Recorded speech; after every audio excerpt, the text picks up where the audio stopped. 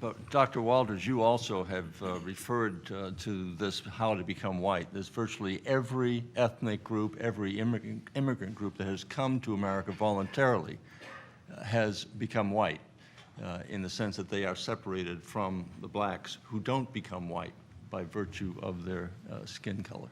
And I think you have written about it, Tim Weiss, White Like Me, it's contained in that, and it's an affirmation of what Noel Ignatiev just said. Those from different ethnic groups can integrate and assimilate into white society, and that has not been allowed for the black community. Well, yes, in a way, America is a land of diasporas, because when you come here from someplace else, you lose sort of your national identity, and you're pushed into a groupness that really has a social, political, and economic function. That's sort of the way it happens. I think Noel is correct when he talked about the way in which whiteness is created. By the way, I think we really do have to privilege the whiteness studies. They constituted something of an interposition in academic life, and people put them aside and criticized them. But the whole proposition that whites are a race is something I think I said before, but I think we must take that seriously, because there's been a literature built on it, people are beginning to understand it, and yet there is this tremendous pushback.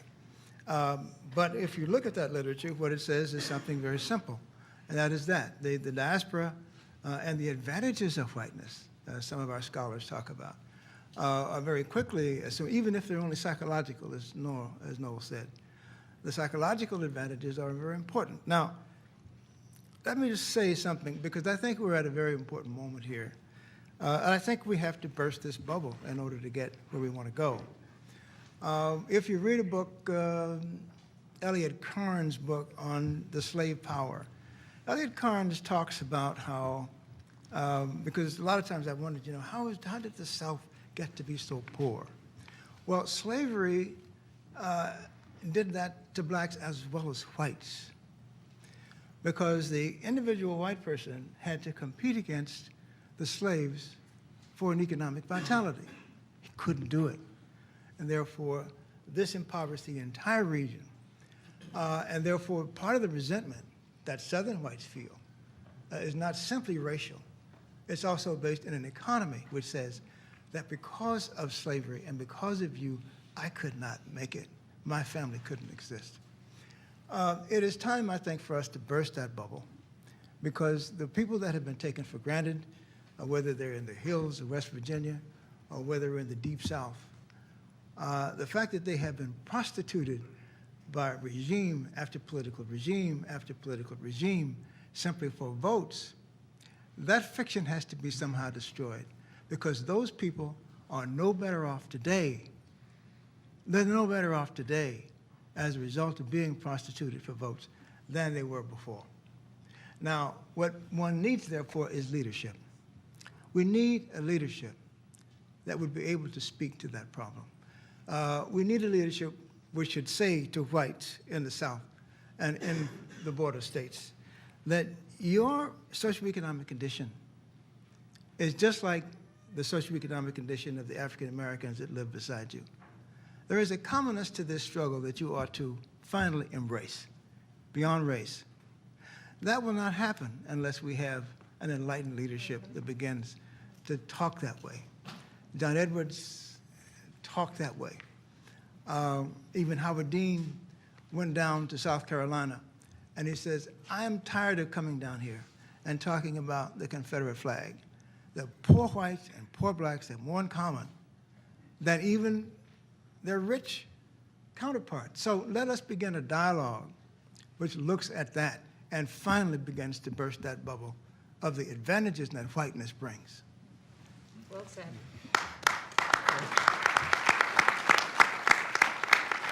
Secretary Alexander.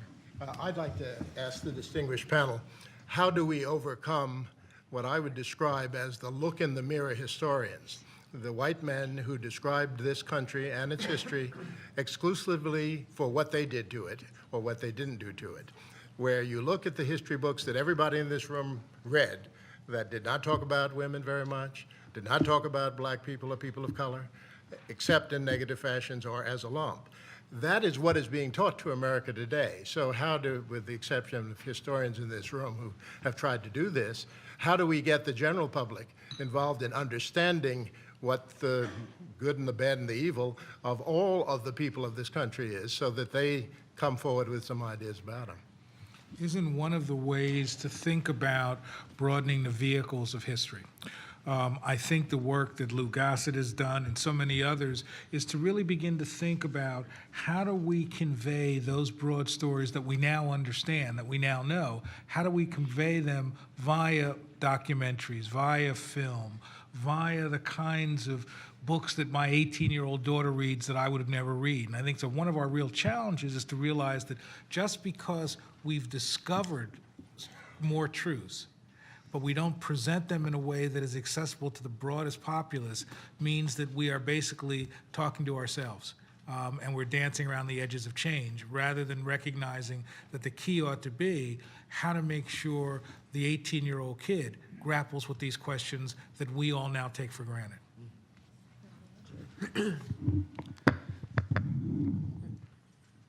I couldn't agree more with that. I think we can say two things. Firstly, we need to do more to make history accessible.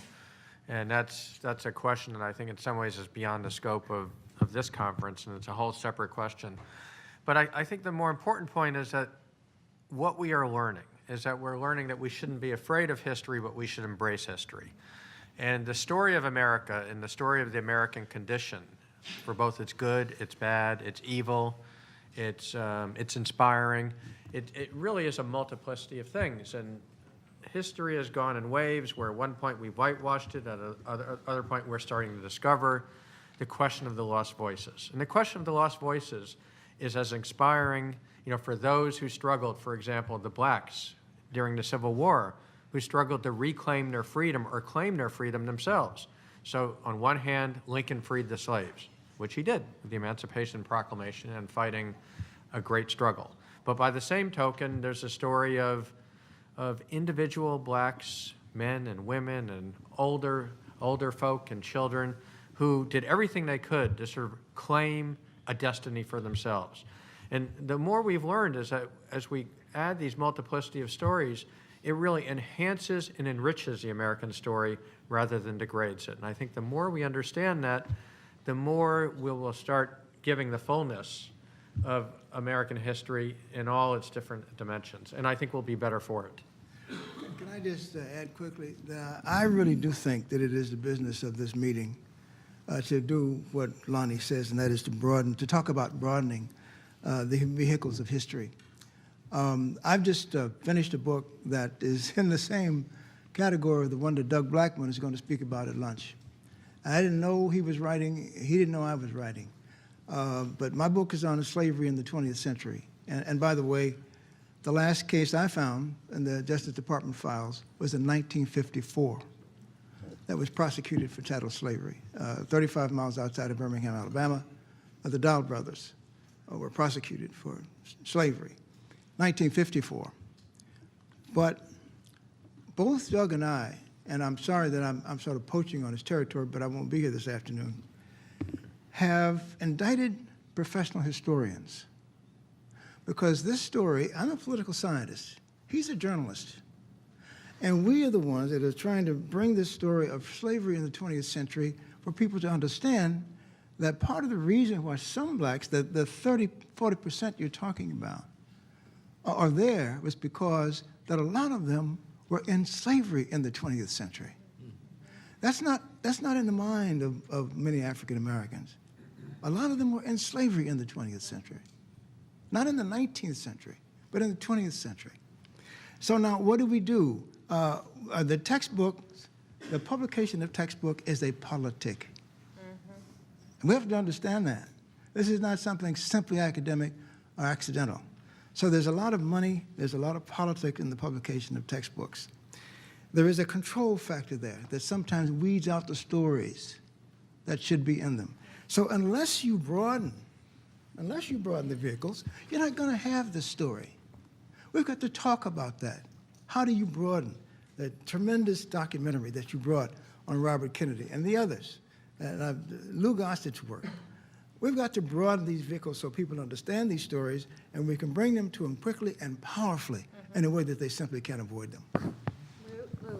I'm overwhelmed at people speaking like this here in America because before, just a few years ago, people speaking like this would be called leftist and reactionary. So I am overwhelmed to be here in the Capitol listening to this honest repartee. And thank you, Mr. and Mrs. Cohen. There's something that I must bring to your attention. If you don't know it, I have to make it official. There is something in the races that I encounter, and I'm a successful actor. I have never really made a great deal of money, so I figured my role was to keep the door open for the Denzels, etc. But and it was Sidney's role to keep the door open for me. So before Sidney was just one of a kind, so I was the third in history. But there is a mindset, a deep mindset, that my industry has continued to put into this country and this world. And it's so much, they don't even know sometimes they do it, but it's been practiced so much on everyone's side that it's in the DNA. People who don't realize that they're racist are practicing it. You think that I'm a racist, I'm your best friend. It is so deep that in order to turn it over, something must be done on a daily basis. You just can't wake up in the morning and say, I'm not a racist today. You know, or a black person can't wake up in the morning and say, I'm not going to be resentful of white folks. Something on a daily basis must be done by these experts to say, well, I have to wake up in the morning and have to thank God that I'm alive and I really, really deeply want to change. So what do I have to do? I have to maybe meditate and make sure on a daily basis that I do something and be sensitive to everyone that I meet in all my paths, and do it every day so the mind kind of changes because it is deeply in our DNA. So we can have this dialogue here on a daily basis and go home and not realize that there is racism in even the most liberal of us. We must consciously, through documentaries, that was a wonderful thing you said. You've done something for yourself and your family. The Truth Commission was wonderful. There was a man in Bermuda who apologized for years of atrocities in Bermuda, of the Bahamas rather. And we must consciously realize that, first of all, we have to want that change. And there are some white people in Hollywood who don't want that change. We have to get to those particular people because they put films on this in high definition for us all to watch, to perpetuate a lie. I won't speak very much because I'm going to speak later on today, but we must think deeply on what we can do to get the people first to agree to the change. And if you agree to a change, then there's a system on a daily basis to practice in order to make it effective. And that's our children are watching us very, very closely. All right? I'm glad, Lou. Thank you for opening the door for Denzel. And we are grateful to Sydney for opening it to you. But you talked about leadership, and images are important. You're going to talk about that later. And history and textbooks and how we politicized our history and our textbooks. But where do the leaders come from? And I would suspect my leader was the one who rocked my cradle. We are carefully taught. You know the old song from South Pacific, we have to be carefully taught? It is the hand that rocks the cradle. Or it's the person in your pulpit or your shul. Or it's somebody in your sandbox up here. Or maybe it's your teacher. So who taught you the lessons of race? Who told you your place and the place of others? And maybe that's where it begins, and the rest of us in our textbooks, in our movies, in our books, enhance that lesson. But we are all carefully taught. Without a textbook, without a manual, we all know our place when it comes to race. So maybe that's where the leadership is, as you mentioned, with the children, beginning with them. And Mr. Gossett, you also provided us with an excellent bridge in talking about DNA and others to go into our first session of the day, All right. which is on justice. Justice, is it colorblind? I would like to invite Jay, Lonnie, and Ron to come and join us at the table. There's seats here at the table. And what we're going to do is we have 4 presentations, springboard presentations, to start this discussion. After those presentations, we would invite anybody at any table to begin and enter into the discussion. And again, we ask just that you raise your tent card if you want to be recognized. Leading our discussion today will be Mark Planning, who is the Chief Counsel for the Committee for a Formal Apology, a committee with which Janet Langhart Cohen was very familiar and which saw quite an interesting result in the United States Senate just a couple of years ago. And the first African-American Secretary of the Army, the Honorable Clifford Alexander. Following their presentations, we will have 2 commentaries. One by John Connolly. John Connolly read the op-ed that Bill and Janet Cohen wrote on CNN, the CNN website, just a few weeks ago, and wrote in and said, this is a conversation that's very relevant to me from where I sit, and asked to come, and we're delighted that you're here. And we will also ask Harriett Washington, the author of one of the most amazing books to be written recently on medical apartheid, to comment as well. But let us start with Mark Planning. Do you want them up there, or do you? No, right from, our speakers, our presenters will present from here. Our commentators will comment from whatever table they are at, and then we will open the discussion. So, Mark? Thank you, Doug. I'm not trained as a historian, so I'm going to tell a personal story. In 2000, a book was published that many of you perhaps are familiar with called Without Sanctuary, Lynching Photography in America. It was done by 2 individuals, independent scholars from Atlanta, Georgia. Jimmy Allen is here, John Littlefield is here. And it created a debate in this country what to do with this history. They spent 15 years of their lives collecting these lynching images, postcards, photographs, and for the first time ever pictorially documented the extent of these crimes. And as other previous speakers have mentioned, not just in the South, but all over these United States. All states except 4 actually had these recorded lynchings. So the issue became what to do. And out of that, we formed an organization called the Committee for a Formal Apology. Janet was a member. As I look around, there's a number of members here. Dr. Dorothy Height was on our original steering committee, who has started her career in the civil rights movement in New York City with the youth organization, and actually hung the flag on Madison Avenue at the NAACP that said a man was lynched today. It's a very iconic photograph. Perhaps you've seen it. I'm sitting next to Simeon Wright, the cousin of Emmett Till. I mentioned James Allen is here. As I look in the back, I think I see Debbie Dingell, who's married to Congressman John Dingell, whose father voted on federal anti-lynching legislation in the 1930s. My point is, this isn't slavery, this isn't ancient history. This happened a few years ago, up and through the 1960s.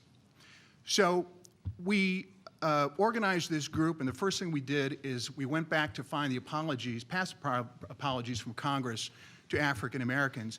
We found a number to other minority groups, German Americans, Italian Americans, Native Hawaiians, Native Americans. But it turned out the Congress had never apologized to African Americans for past historic crimes. The closest we found, Harriet's here, and she wrote about it in her book. There's since been a movie done about it. There's the somewhat well known at this point, the Tuskegee medical experiments.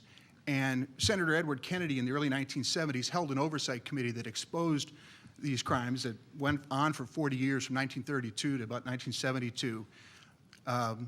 The Congress, unfortunately, though, did not apologize nor accept responsibility or assess responsibility. As a result, the plaintiffs had to take the legal route, sued, won. The claimants who survived these experiments, I believe, got $30,000. The decedents who had surviving spouses got $15,000, and the lawyer who brought the case got over $1 million. So So that's where we started from. Our campaign, from beginning to an end, lasted about 5 years. You may recall from the press accounts that we won. We got the apology. It turned out to be very historic. It was the first. But there were some interesting things along the way. We asked for a recorded vote, and we were not given one. We asked for daylight business time on the floor of the Senate.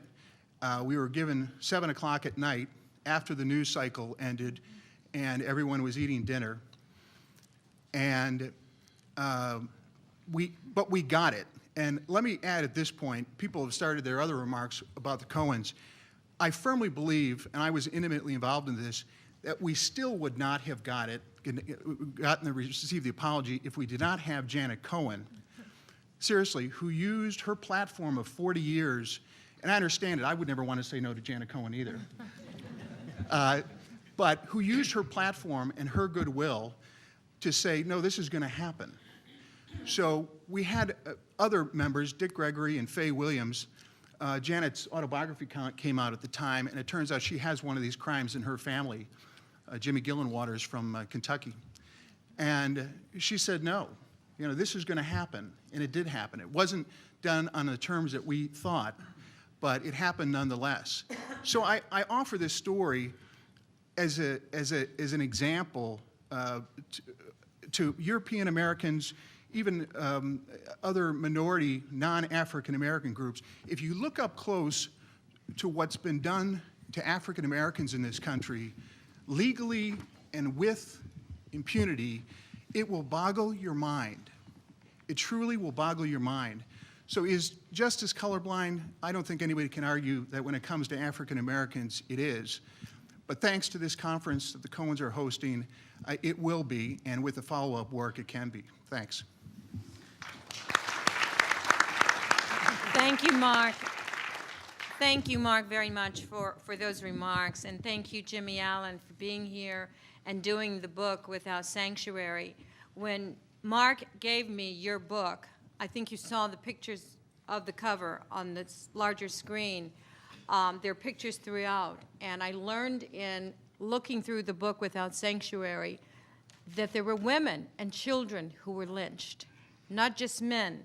And as Adele Alexander says in her book, when we think of slavery, when we think of lynchings, we think that all the slaves were men and all the women were white. And you look in that book and you see the white faces looking up at the blacks who were lynched. And many of those photographs, Jimmy, that you collected were postcards. People after Sunday school would say, we're going to have a lynching, and they'd pick a black person who wasn't culpable of anything and lynch them, take photographs, and even pieces of their hair and send to their relatives. The federal government, after a while, had to make it against the law to send those kinds of photographs through the mail as postcards. So Jimmy, as a Southern white gentleman, thank you for collecting those photographs for the world to see. As I turned those pages, I was looking at each page thinking I was going to see my cousin Jimmy. And when I closed the book, I realized that every page, every picture was my cousin Jimmy. Thank you for doing that. Thank you.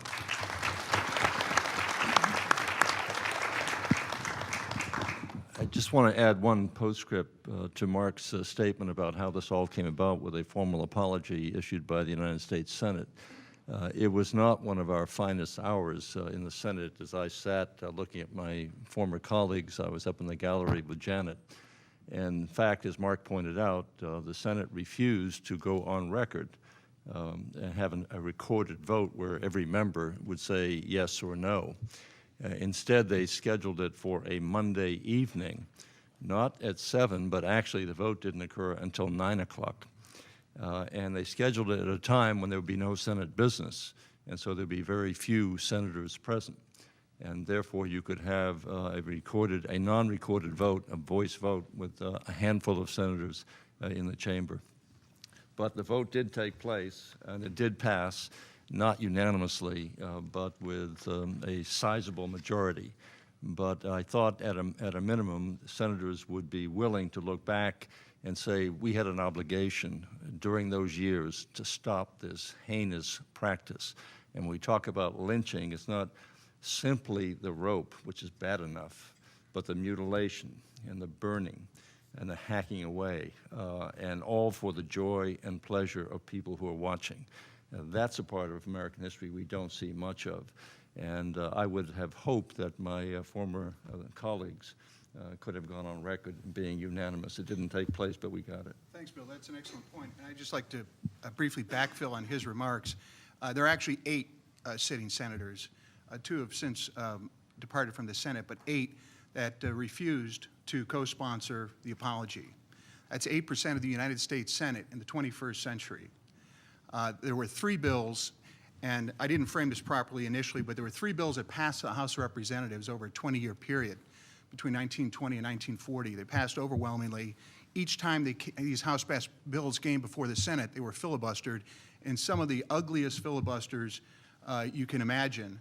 The one in 1938 lasted for 6 weeks. If you pick up the congressional record, if your stomach can't take these pictures, all you have to do is read the congressional record and read these remarks, and all you can do is but cringe.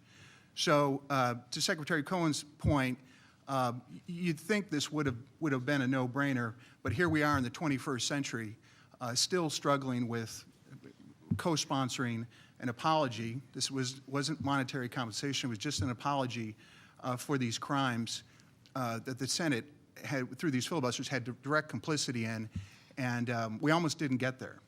We did, and hopefully this will be a springboard to go on to do future things. Cliff Alexander. Thank you very much. It's a pleasure to be here with the 2 people I love, Janet and Bill. And I'd add to race and reconciliation, righteousness. So those are 2 righteous folks. The title here is Justice, Is It Colorblind?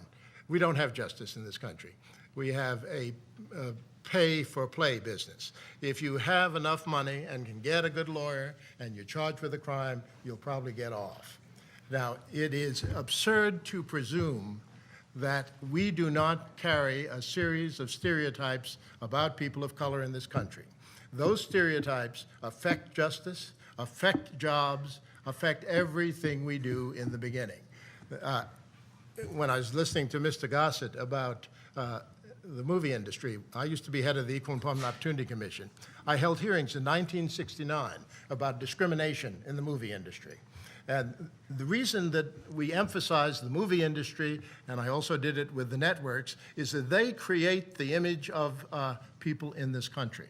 And until we get out of small rooms like this and convince the media and the message senders that they need to send an appropriate message of the truth rather than an image of themselves and excuses for their misdeeds, we'll never have justice for black people, we'll never have justice for people of color in this country. That is, unfortunately, a given fact. My history in this comes from Dorothy Height, and my late mom was head of the Mayor's Committee on Unity in Harlem. And my late mother-in-law was with the YWCA in Harlem. And she and Dorothy Height, Winona Logan and Edith Alexander and Dorothy Height, and people like that fought in the 1940s for these same principles. At that time, the point was to get the Daily News to not describe people of color improperly in their newspapers, to give a certain image. It was to get people on 125th Street to hire black people for jobs. All of this goes back to how we are seen in this country. That is affected today, most importantly and most continuously, by an indifferent and biased media. They continually give shorthand versions of what they consider to be black or brown Americans. They continue, therefore, to have an effect on how judges see us, how prosecutors see us, how people in prison see us, how lawyers see us, how the entire society sees us. Until we speak truth to that justice or injustice, until we stop placating and ass-kissing people in the media who write improper statements about black people, who describe candidates for office singly by the color of their skin and use excuses of that color to depreciate them, until white people speak about these things, until they talk about them continuously and often, we'll not only not have justice in this country, people will not be able to get the jobs they should, the promotions they should. And we can continuously talk about the great examples of 3 people who are CEOs in America of big companies. By the way, only one of them is left. We've talked about that for the last 10 years. Or we might talk about that since 1900, only 3 members of the US Senate have been black. Isn't that strange? And if one of them becomes president, there will be none in America today. None out of 100. Let's talk about things with a sense of accuracy. Let's look at the history of this country with a sense of accuracy. And then the courts and the judges and those who provide justice for all of us may see it as something they should do. We really must challenge those who write continuously, must challenge the networks, must challenge cable television, must challenge the bloggers when they misdescribe people. Then finally, one other point about, and I'm rambling and I know it, but one other point about this beloved country of ours. It's not the beloved country, folks. It is the principles. It's not the rocks and the sand. It is the principles that we should stand for. We should stand for the principles of equity. We should stand for the principles of opportunity. We should stand for the principles of treating one another with a sense of decency. It is not the heartland in Ohio, because that makes us the toe here in Washington. All of us are people in this country, and it would seem to me the more we think of it that way and start putting pejorative labels on people and places in this society, the better off we're going to be. But we are going to have to be righteous. We're going to have to be argumentative. We're going to have to challenge if there's ever going to be any justice in this society. And I don't have to tell anybody in this room about looking at the prisons and what they can see and what justice is and what it is not. Thank you.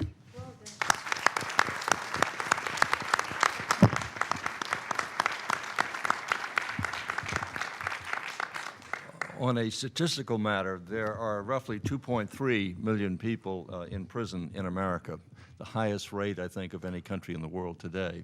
1 out of every 100 Americans is in prison. 1 out of every 9 black men from ages 18 to 34 are in prison.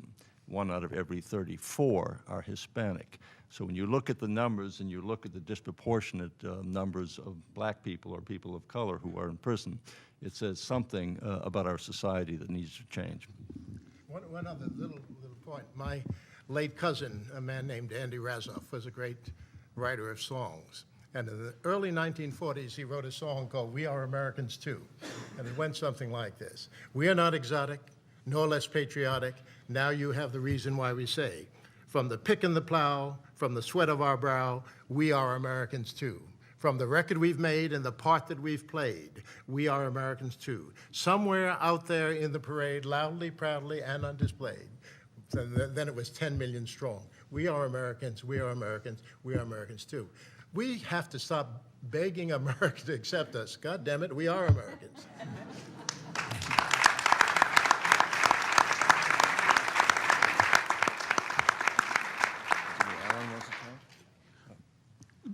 Mr. Allen, if you give us 1 second, we want to call on the Chief of Police of Manchester, Missouri.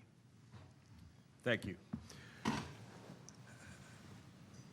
I come here as a 54-year-old person who grew up obviously white, Catholic, of Irish descent, from an urban to semi-urban upbringing, and I am a 32-year police officer, so that computes back to 1976.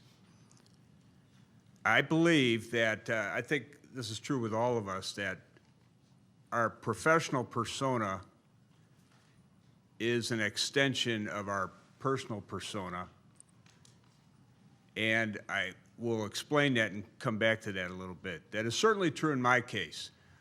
I feel now that my whole person and what I represent, what I believe, is a result of what Mrs. Cohen had spoken about, our first leader, and those were my parents. And that continues to manifest itself many years later, many years after they've passed. However, as a police officer, and I think this is true of most police officers, that personal persona sort of gets overshadowed as the young officer evolves into his or her career, and I believe it certainly did with me. As I've become older and I hope wiser and more experienced, I think I've relegated back to my original persona, which I think is a better persona than it was at the beginning of my career after I got into it. The police are a spoke in the wheel of anything to do with race. Anytime race is a topic, and it is at the fiber of our society, that's been said several times already this morning, somewhere in that conversation, the police are part of it. And most times it's not a positive story to tell about the police involvement and race. There has been, as we know, racial, at the very least, disparate treatment when it comes to race on the part of the police, and unfortunately, sadly, outright racism as time goes along. I am heartened by the fact that there is movement to abate and eliminate some of those things. And when you have trouble identifying things, as I'm sure most of us know, it helps to go to data. And when results are data-driven, it's hard to dispute those facts. Data says that blacks are stopped and searched more by the police than whites. The facts bear that out. And I think most of us know that already. It's gotten a lot of press. What you may not know is black juveniles, and what I mean by juveniles are people that are, in my world, less than 17 years old. Juveniles of color, and by and large, that means African Americans, are detained much more than white juveniles. Those two facts, the traffic stops and the juvenile detentions, are facts. And we as the police, and by the way, let me give you a little bit more of a personal background. I told you my personal background, but my professional background and where I am chief now is a very suburban community. So I don't represent that constituency at this table. I represent the constituency of police manager, a longtime police officer, and I give you a snapshot of what that is. Maybe you have not heard somebody like me talk, and I'm open game for whatever you want to ask or say. But those two facts about minority disparate treatment, we as police administrators realize that those need to be abated, no question. But when you peel the layer away, and I'll talk very briefly about the juvenile detention, the question is, why does that happen? There are some complex societal reasons: single-parent families, lack of education, recidivism, etc.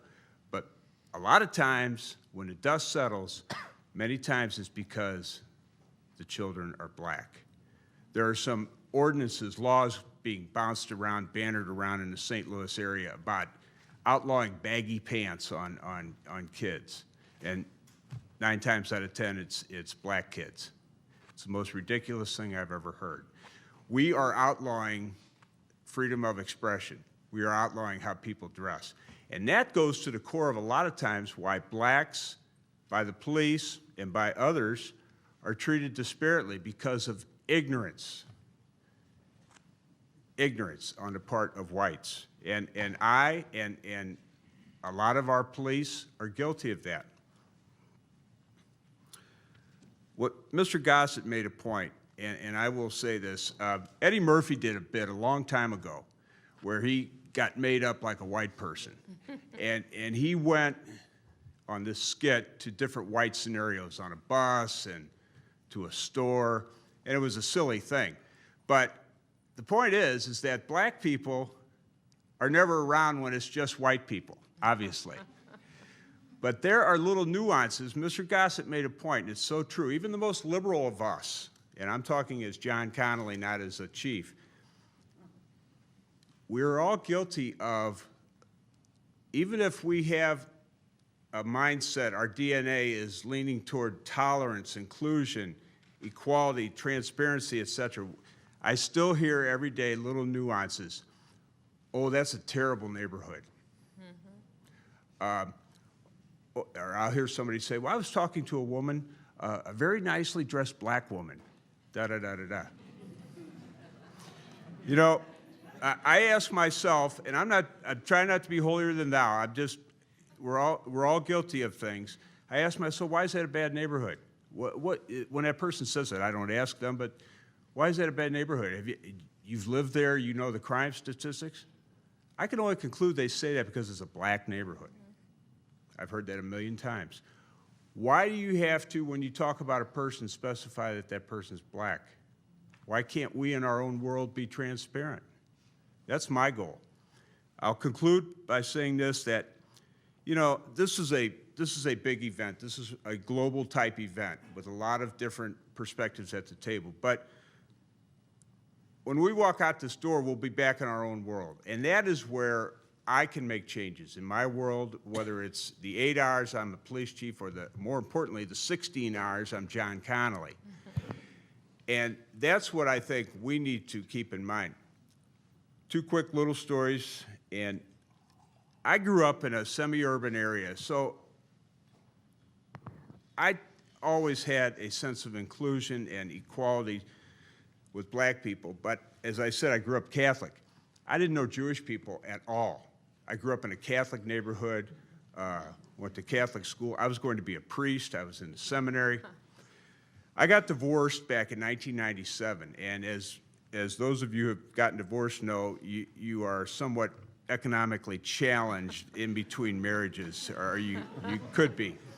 So I needed some more money, so I got a job at the front desk of the Jewish Community Center in St. Louis, and it was one of the most wonderful experiences of my life. I got to know people that I'd never dealt with before, and when I walked out of there 2 years later, a simple realization came to me. We all have more in common than we have differences between us. And some of my dearest friends and some of my dearest beliefs and feelings are now for Jewish people. Did you get a bar mitzvah? You will. Rabbi Hertzfeld is there. No problem. How about a bris? So, no, thank you. One final comment. You know, I'm at the tail end of my career, and there are some people still in my field that are older than me, but I am really encouraged by the people that are coming up. The people now that are in their 20s, you look at the college kids, my kids, 20-something-year-olds, race is really not part of their problems. There are some, but they live that transparent life a lot more than we ever did, and I am very encouraged by the future. Thank you. John.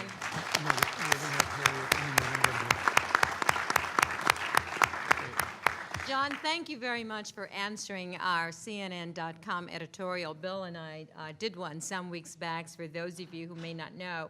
And that's how we were introduced to John Connolly, who came from Manchester, Missouri, and wanted to come and speak on behalf of the police and himself. And I just have a couple of questions. Normally, we African Americans or people of color, when we go into retail stores or sometimes in neighborhoods that are diverse, we don't feel protected. Many times when whites see a police car, they feel, protection. When we see a police car, a security guard, we feel patrolled. That's a minor thing. Secondly, I'd like to talk about your data and how it sets you up for profiling to get the statistics that you do. Because, and maybe somebody in the room can help me, and this isn't directed at you, John, but to you. There seems to be more cases of young, black, unarmed males accidentally shot by whites. And for the life of me, I can't think of, and don't want, I hope it's not true, of any unarmed white youth that are accidentally shot by police. Why do you think that statistic's hanging in our minds, in our society? Well, you asked a couple questions. First of all, I am not happy with the way the profiling statistics, at least in Missouri, are compiled. It's a difficult statistic to compile because cars being mobile that they are don't necessarily represent the composition of that particular community that I am chief of. So in other words, if you freeze framed all the cars driving right now through the city of Manchester, those drivers probably don't represent people that live in Manchester. Yet those are the people we're talking about, the people that are stopped. And the statistics, the profiling statistics are based on the residents of the community. So there is a flaw in the schematics of how those statistics, but I don't know, I don't have a better suggestion as to how to do it. And I certainly wasn't part of the formulation of those. Smarter people and more educated people in statistic gathering were. But back to your point, and I have heard this in my earlier years. I worked part-time. All street cops work part-time jobs, and they're abundant. And I worked part-time at a Dillard's store in St. Louis as a security officer. And I saw and heard that time and time again, that blacks felt, at the very least, that we were watching them and not white people. And I have to admit that was true. Why is that? I personally go back to ignorance. And I don't mean that as just a one-word answer and then we'll move on, but it's deep-rooted ignorance. And ignorance is abated. In my own life, it was abated, like I just talked about thrusting myself into diverse environments where you are less ignorant, you learn, you educate yourself.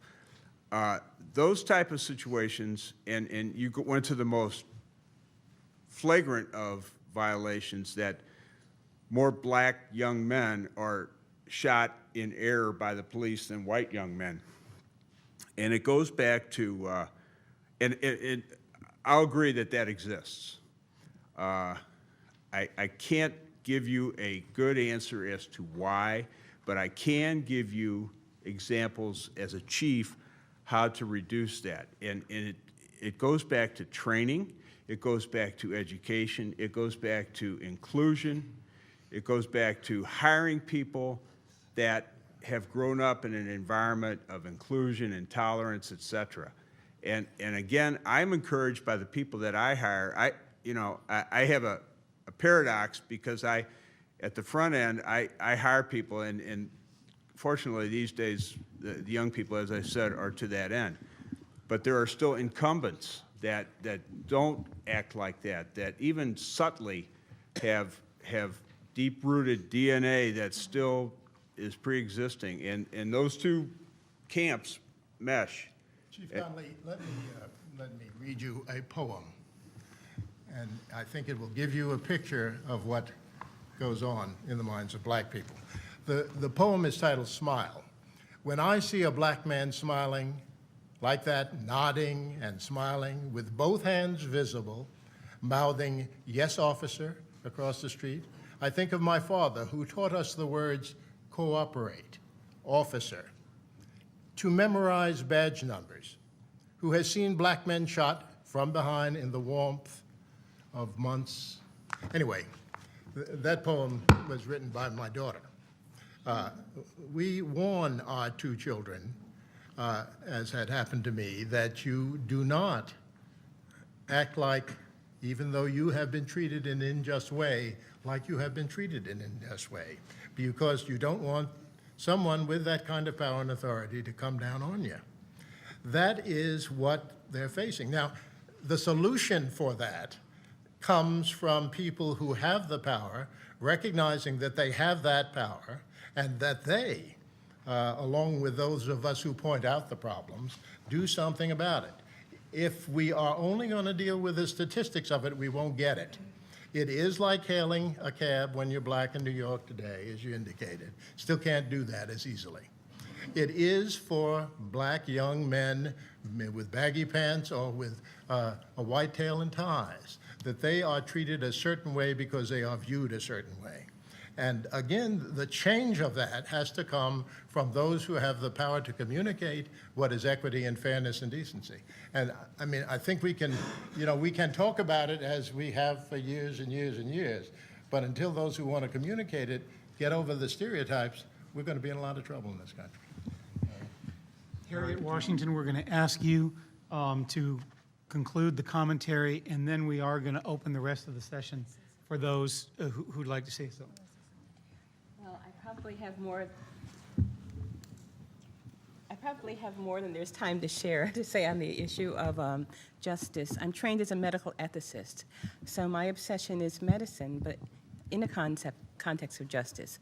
One of the things I found really intriguing about your discussion, Mr. Connolly, is the fact that you evoked not only DNA, but also ignorance. Now, interestingly enough, it's been the subject of a lot of my work in recent years. I've spent a lot of time writing about the use of DNA databases, which unfortunately promise to catapult this police profiling to a level that is going to be a serious threat to justice.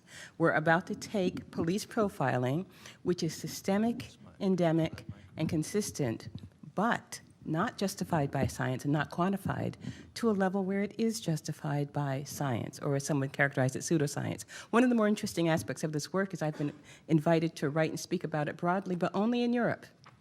I've spoken about it in Vienna and Geneva. I've published it in Viennese medical journals, but people in the States are not quite as interested in this. You spoke of ignorance, but it's not actually ignorance, in my opinion. It is a set of assumptions on the part of police and buttressed by some very poorly performed science that constitutes a collective presumption of guilt. We're talking about a collective presumption of guilt. This presumption is poisoning history, it's poisoning law enforcement, and it has poisoned medicine. And when you look at history, I think one of the important things to look at, first of all, history is extremely important. If you're talking about ethics, if you're talking about the treatment of African Americans, one first has to know what happened. And then one has to recognize whether that's happening today. I think it was very important, Secretary, that you brought up the fact that when we think of lynching, we think of a man hanging from a tree. That's merely the denouement. That was only his release. What happened to that man was that wonderful book, Without Sanctuary. As I read it, I'm reading the book and my husband said, "Why is your mouth open?" It wasn't only the power of the images, it was the fact that I recognized them. These men looked very like the men lying on the tables of antebellum dissectionists. They had, their eyes had been put out. Their genitals were often removed. They were flayed. It was a bloody, bloody sight, difficult to look at, and it really did remind you of chunks of a body left on an anatomist's table. And only then were they hung. The women were often raped before being hung. So we're talking about a level of crudity. And what justified this? What justifies the savage reaction? Well, what justified it was medical theory. The rationale for lynching was that in attacking white women, which of course most of the men had not done and hadn't even been accused of, but in attacking white women, they had done more than violate her. They, medical scientists like Dr. Frank Lidston opined that they had inflicted a death sentence on her because medical science of the time knew that all black men were infected with deadly venereal diseases like syphilis. which of course they had imparted to her. So there was both the desire to spare the woman from the ordeal of testifying to this horrible abuse, and also the fact that this man had inflicted a sentence on her that was worse than death that justified this savage behavior. So if you fast forward to today, I think we have to look at what other sorts of developments are transpiring that are not being recognized. We have to remember that when men were lynched in the past, the newspaper accounts often focused on their supposed crime. And if they had any sort of warts in their past or any kind of unsavory behavior, that was the focus, as I'm sure Ms. Haidt could tell us in great detail. So the public description of the crime lessened the crime and made the miscreant, the black person, the person who had something to defend himself against. And is that happening today? I would just admit that it is. I mean, there are numerous examples, but I think if you look, for example, at the very repressive legislation that was passed in the 80s and 90s for black women, who were convicted of child abuse or accused of child abuse, black women were 10 times more likely to be sentenced to a physician-controlled contraceptive such as Norplant. They were 10 times more likely to be jailed.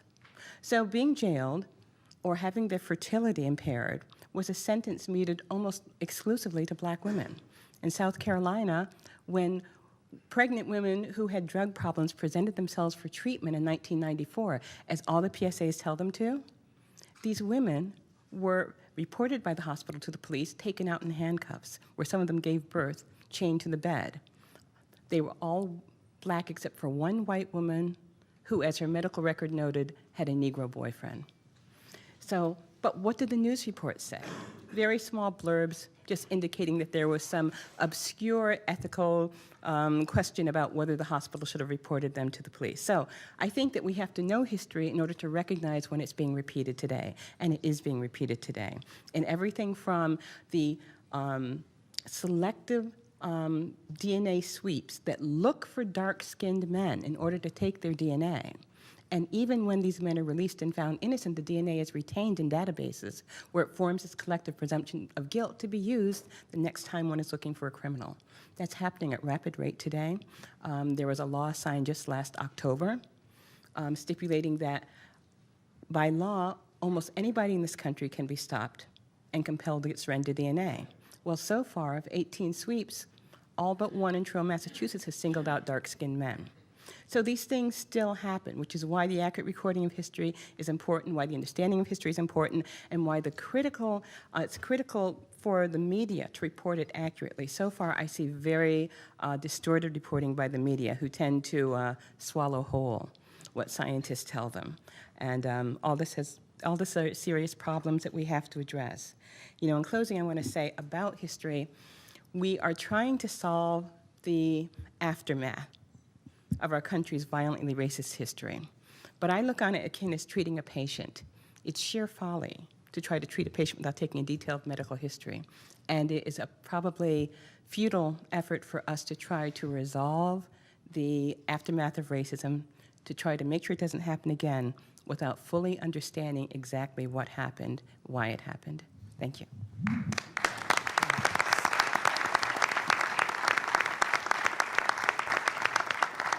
Harriet, thank you for your remarks and your wonderful book, Medical Apartheid, and the stories that you tell within. In our more recent history, we had Jeremiah Wright and his comments about our government injecting AIDS into the black population. And the white community thought, well, that's stupid, that's crazy, that could never happen. And the black community had a certain empathy with that. Can you explain and reconcile that?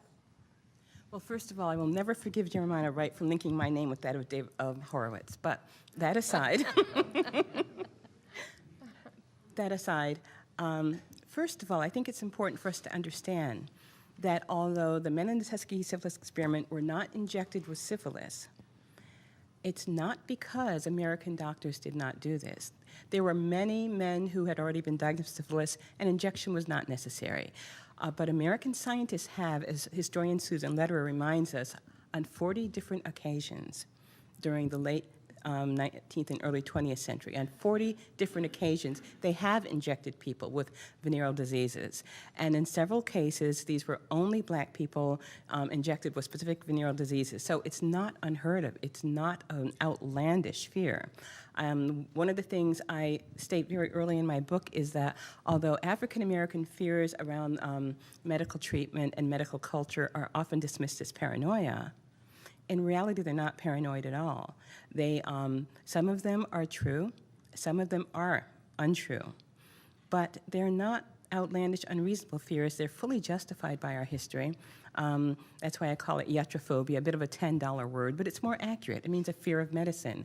One of the things that rarely comes to light is that although there are a variety of surveys showing that African Americans share a fear of medicine, one of the more compelling and persuasive studies I read indicated that 81% of African American polled had indicated some significant level of distrust with the American medical system, but it also indicated that 51% of whites did.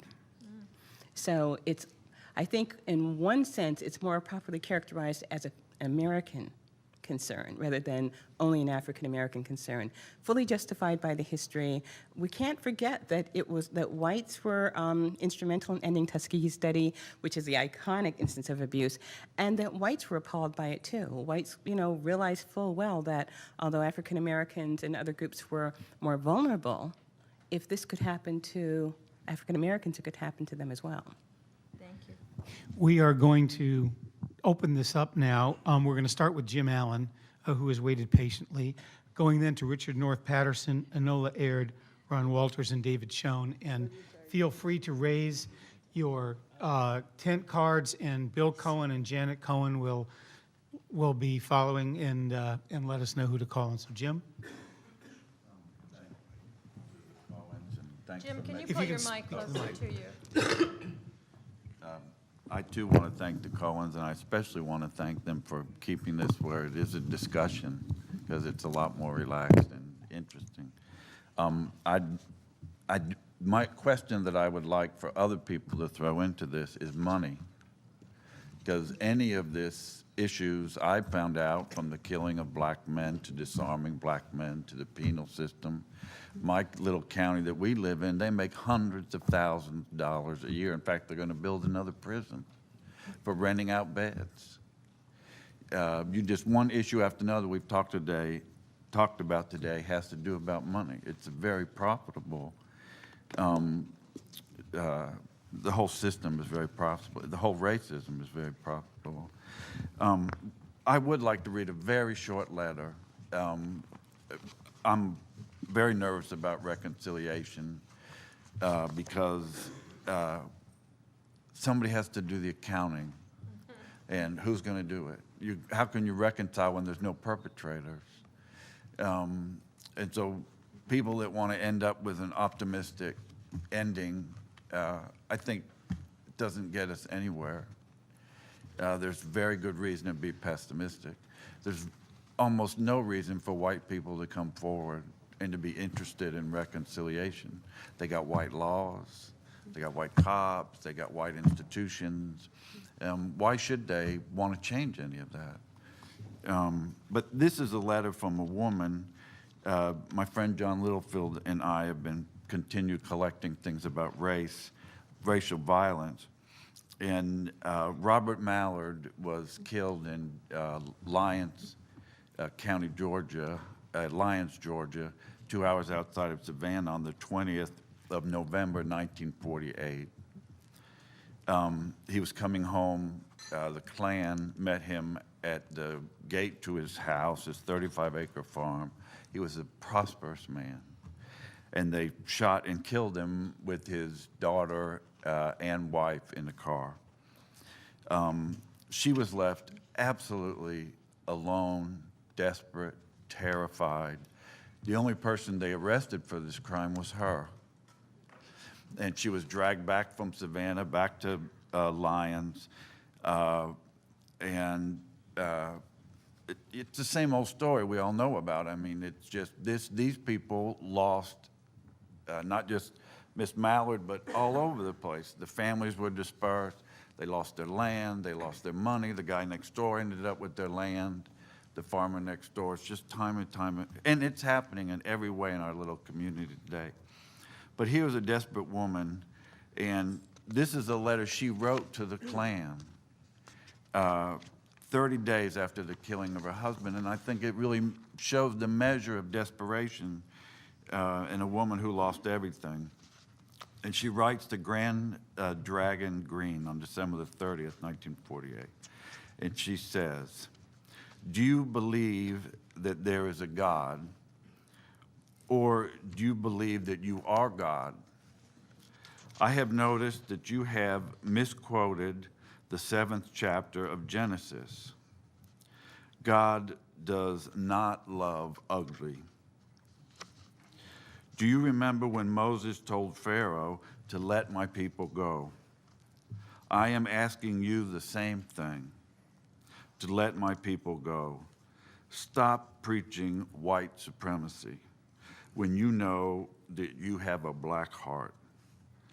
The only supreme being is God. But your soul might be saved from the burning fires of hell.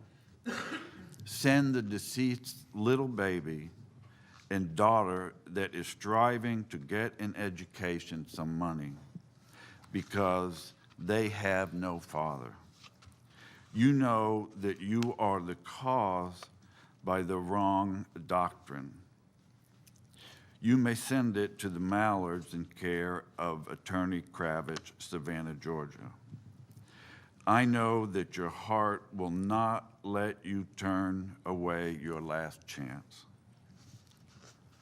In God's sight, He is watching you, and I am praying for you, and I'm asking all Christians to pray for you." And she signs it, a servant of God. Yeah, I think that sums it up. Richard North Patterson. Thank you. A brief word about the death penalty, which I think captures a lot of what we've been talking about. It's the subject of a novel I wrote, and there are a number of reasons to object to it, like that we execute innocent people, but it is absolutely true that a disproportionate number of people who are executed who are innocent or potentially innocent, as well as the people who are subject to death penalty, are black. And they get there because of poverty, they get there because of police pressure, they get there because their counsel is lousy at the trial level, and they get there because the appellate process and the habeas corpus process is rigged to preserve the original result. An example, when I researched my novel, I went to visit a prisoner on death row at San Quentin. Shaka was 18 when he was convicted. It was a liquor store robbery, a felony murder, where the cash register attendant was shot. His uncle, who talked him into the robbery, told him it would work out fine, shot him. Uncle traded him in. Uncle's out now. Shaka's on death row. He had a lousy counsel, and all the disadvantages he had of lack of resources, lack of leverage, put him on death row. Now, one point about his dilemma is that these injustices that we've been talking about are not just institutionalized ancient history that persists to this day. In 1996, as Bill well knows, the Senate passed a bill which made it virtually impossible for people who were inadequately represented or had other constitutional claims who were outright innocent to raise those things in the habeas corpus process to reverse the death penalty. It was passed with bipartisan support, both Republicans and Democrats. It was used as a campaign issue in '96, and has institutionalized this history anew in our criminal justice system. Now, Shaka educated himself in jail, as he never had a chance to do, never had an opportunity to do. He's now smart, perceptive, a man in his 30s, dispassionate, interesting, and first-rate social critic, and he will die. There's absolutely no chance under the system as it exists that he's going to get out. That's not an anomaly. It's business as usual, repeated again and again and again in our justice system. DNA can't fix it. That applies perhaps in 10% of cases. So when you see all these vindications, you have to think about the 90% who aren't subject to DNA and will never get that chance. Medical science can't fix it, only we can fix it. It is one terrible example of racial injustice in the justice system in this country. Enola Aird. Good morning. Thank you very much for this conversation, and thank you for the opportunity to get a word in. I would call it the elephant in the room, except that I think it's more like the air in the room. And I'm thinking about the lie of black inferiority and its twin, the lie of white superiority. Just this past February, some psychologists at Stanford University released a study reporting on 6 years of investigation that showed that in the American mind, blacks are still very much associated with apes. I'm talking about the question of the perception of black people's humanity or subhumanity. I think that's at the heart of this question. It goes to what Mr. Gossett was saying about the DNA, how the situation that we find ourselves in is how we, from the very beginning in this country, structured an understanding of white people and black people to assume that one was inferior to the other. Slavery's gone, Jim Crow's gone, but the lie of black inferiority and the lie of white superiority have never really been challenged in any aggressive way. They're still very much with us. They explain, for me, why it is so easy and for the psychologists at Stanford, by the way, why it is so easy for us to take lightly the killing of a black person. He's a criminal anyway. He lives in those neighborhoods. This, for me, is at the heart of what we have to do. Secretary Alexander, we are Americans too, but I think the question that we have to put to our fellow Americans is, do you see us as humans too? Will you see us as humans? And that is at the heart of the question that I want to put to all of us on behalf of my children, for whom I want to have a much, much better world, and to help build that world. Well done. Thank you. David Schoen. We have all of the doom and gloom in this session because primarily the reasons Secretary Alexander identified, that is, it's a justice system lacking in justice, so there's a lot of doom and gloom. But I want to say on a positive note that reflecting the influence of this conference, the headlines in USA Today says racial divide narrowing but persists. So the Cohens were influential enough to get the theme of the conference in today's paper also, so maybe things are looking up. What I want to say quickly is how important it is to have an enlightened point of view from law enforcement, because I think that what goes on in day-to-day below the radar screen on the streets is probably the most persistent and difficult problem to address. Maybe only can be addressed through the light of day on a case-by-case basis, but these field stops that we talked about just because of a person's race are humiliating, but they're much worse than that. They make an indelible impression on a young person. I've spoken for years and years in high schools about this. White students weren't aware of it. You get a shy African-American student to finally tell his story, how he works a job after school and on the way to and from work on a daily basis, be pulled over by a police car simply because of his race. Who is he? Where's he going? And so the message he's taught is he has to validate himself and identify himself wherever he goes. I'll tell you the case about Todd Beeman, who was beaten for 17 hours over the course of 2 days to get a murder confession for a murder he didn't do. Fortunately, he was released after a witness came forward, and his lawyer didn't bother to interview an eyewitness to the crime. And I want to tell you very quickly, but we talked today about reparations openly and apologies openly. But I want to tell you the case of a fellow named, where I'm from, Alabama, Richard Mafundi Lake, who's a prisoner still in Alabama, and he tried to talk about reparations and apologies, and he took some materials that any one of us can have before us today, from John Conyers or from the United Nations, about the propriety of reparations. But when he spoke about it in prison, he was locked up for the next year and a half in solitary confinement. He was accused of inciting a riot with it, even though by all accounts it was a peaceful, it was a meeting of Muslim inmates in the prison, peaceful by all accounts. But the prison officials said that it was anti-American rhetoric to equate slavery with genocide.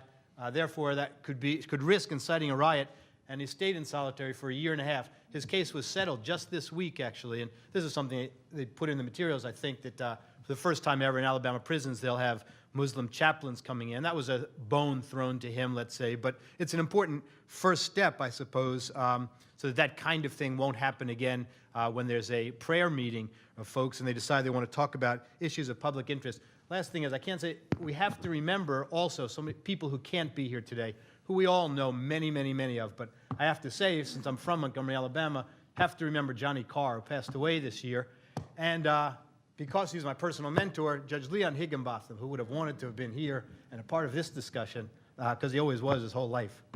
Thanks. Thank you, David. Dorothy Height. Dr. Height, I know you're going to have to leave, and I just wanted you to say a few words before you do. I think as we follow this discussion, it's very clear that we are concerned, have to be concerned about our interpersonal relations, but also about the power relations. And I think that more and more, as people say, I'm not racist, they don't have to be. It is so institutionalized that we all have to look at policies, decision-making. We have to be concerned about the distribution of power and of the protections that people have or do not have. And in the day-to-day life, I think we have to be much more concerned about the law, not only the laws, but the enforcement of laws, because even now we have passed laws, but we need to get the enforcement of those laws. And some of that enforcement is missing because we haven't begun in the first place to recognize the relation between law and really life as it needs to be lived. And I think that I feel very strongly that if we could all get away from saying who is racist and realize that no matter what our color or what our creed, that we all perpetuate racism in some way when we're not aware of the decision-making processes, the policies, the practices, the things which govern every aspect of all of our lives. Thank you. Thank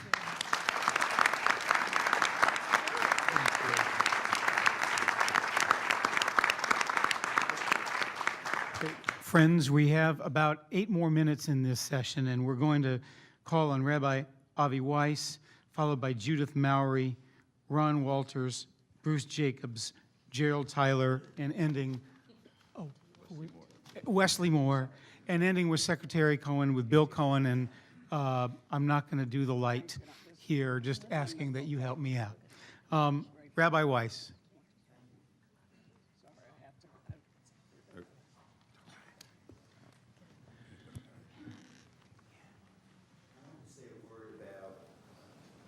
Police. Is this on? Is Rabbi Weiss's mic on? Sure. Okay. Okay. I want to say a word about police excess of power. And my first rabbinic position was in Creve Coeur, Missouri, not far from the Jewish Community Center, John. So I relate very much to St. Louis. Unless they're playing the Mets, I'm all with you.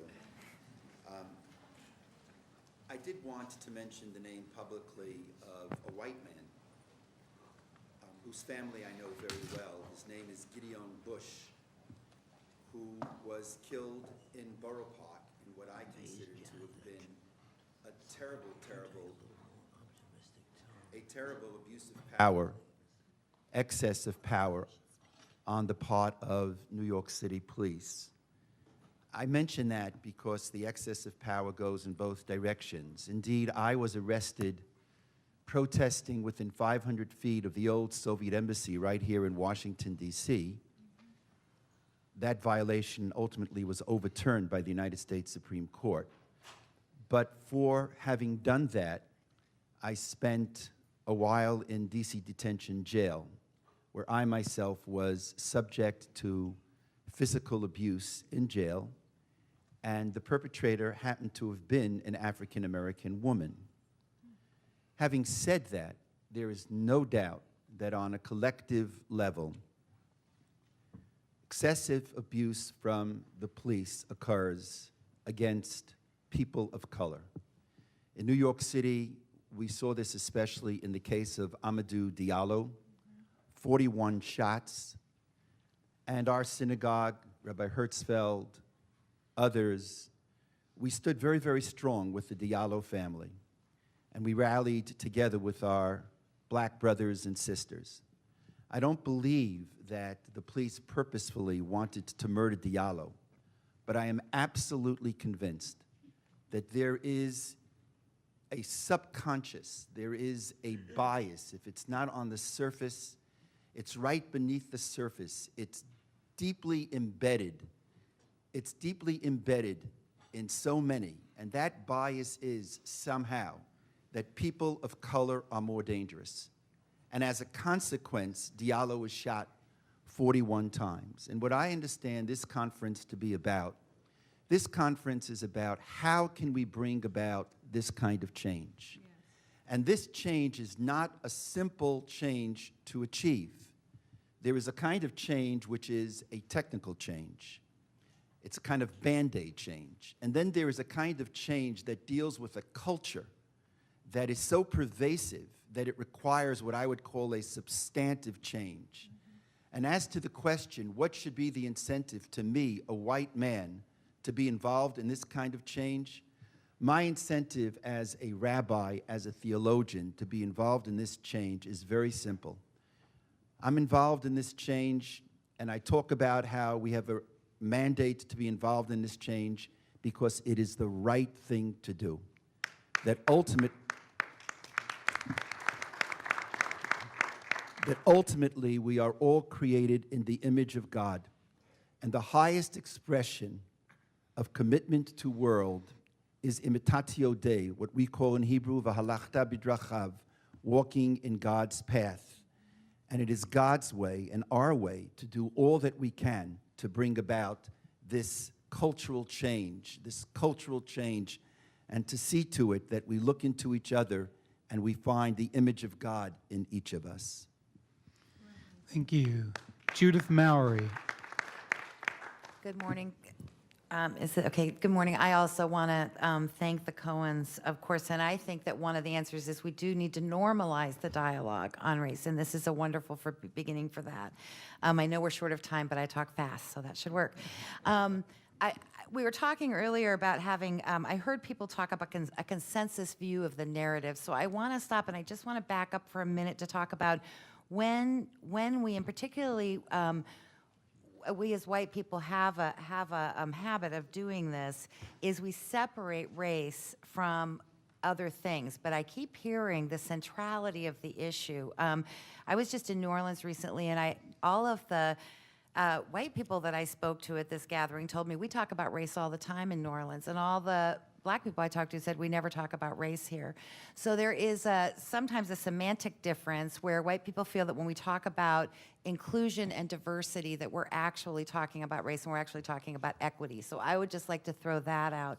And I wanted to say when we talk about, there are complex social issues and race is so pervasive, racism is so pervasive that it is inherent in all of those social issues. So as we create a consensus narrative of what's true, I'd like us to think about that as we do that. And I do work where I work with white people to invite them into more curiosity and more accountability around racism.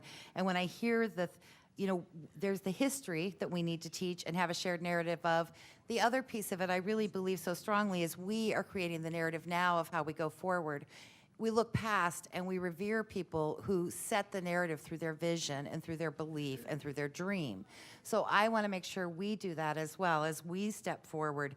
I don't believe that most people with their eyes open want to build their lives on the broken back and bloods of others. I don't think in their hearts that is where people come from. And as you said earlier, we're talking about the good people, of which I believe there are many. And I think it is time that we reclaim this narrative nationally and we really reach out to those good people to understand it. So I just so appreciate it. I sort of feel like I'm dreaming that we're having this conversation, and I am so grateful to be here and to hear everyone here. Thank you. Judith. Thank you. I just had a question to you because you raised something I think about all the time. How do we reconcile, to use that word again, how do we reconcile the feelings that some have against affirmative action and others have against unearned white privilege? Well, I think the beginning is always to understand it. You know, I think we absolutely have to understand it. I mean, there is a debt to be paid. There is just no question. You know, it is time that we are very clear that